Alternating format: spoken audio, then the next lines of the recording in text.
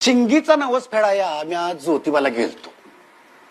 माणसांच्या गर्दीत वाट काढता काढता नाकीनं आलं. आपण एकदाचा पोचलो बुवा गाभाऱ्या पातूर. समोर बघतो तर काय, दोन ज्योतिबा. म्हणजे एक आपला नेहमीचाच आणि दुसरा कंची तरी एक देवी सोबत घेऊन उभा होता. विचारलं तर म्हणला सावित्री देवी.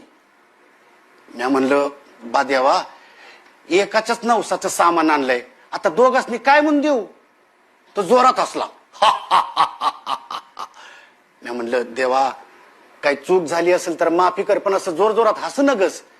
तर म्हणला अरे आम्हाला नवसाची काय गरज, सोबत फक्त श्रद्धा घेऊन यायची.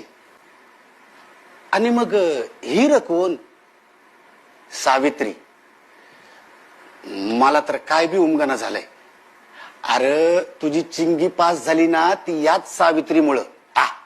काय बी काय देवा, नवस केलं तर ज्योतिबाला आणि चिंगी पास झाली या सावित्री देवीमुळं.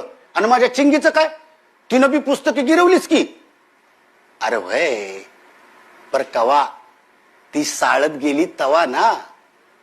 हा वय तर काय, मग आपण ती साळत गेली ती या सावित्री देवीमुळं. बरं मग या ज्योतिबानं काय केलं र? अरे येड्या, तुला अक्कल दिली तिला साळत पाठवायची.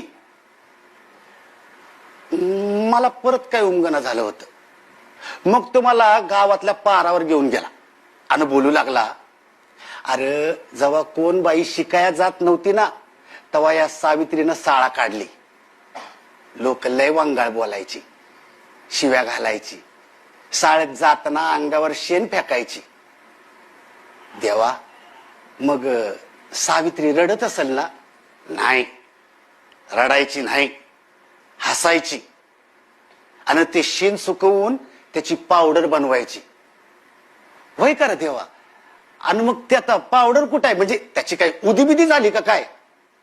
नाही, त्याची आता प्रोटीन पावडर झाली. हल्ली या पोरी ऑलिम्पिक मध्ये मेडल मारतात, वर्ल्ड कपचे, क्रिकेटचे वर्ल्ड कप जिंकतात ना, ते याच प्रोटीन पावडर मुळे. अरे बापर, लयच लक्षण आहे की हे सावित्री देवी. अरे हे तर कायच नाही, तिची किती लुगडी वाया गेलीत काय सांगू तुला. लोक थुकाचे, शेण फेकाचे, काय काय करायचे, पण तिनं मात्र ती सगळी लुगडी जपून ठेवलीत. होय कर देवा. आणि मग काय केलं काय त्या लुगड्यांचं? अरे हल्ली त्या पोरी मिस इंडिया आणि मिस वर्ल्ड होतात ना, तीच कापड वापरून. मला तर काय बी कळत नव्हतं, काय चाललंय काय कळणच झालं होतं. मी आपला देवळातला तो भंडारा घेतला आणि हवेत उधळला. ज्योतिबाच्या नावानं चांग भलं, ज्योतिबाच्या नावानं चांग भलं. अन मी खरा चमत्कार बघितला. उडालेला भंडारा खाली येताना त्याची अक्षरं होत होती आणि चिंगीच्या कापडाला जाऊन चिकटत होती. चिंगीची कापडं जिथं जिथं फाटली होती ना, ती समधी जागा आता अक्षरांनी भरली होती. मी तो खाली पडलेला भंडारा पटपट पटपट डबीत भरला आणि चिंगीला घेऊन घरला निघालो. आणि घरी जाऊन बघतो तर काय, त्या डबीत भंडारा नव्हताच. त्या भंडाऱ्याची आता शाई झाली होती. चिंगी आता माझी त्याच शाईनं रिव्हिजन का काय ती करत असते. सावित्री अहो देवीच ती, चमत्कार दावल्यावनी राहते. वय सावित्री आई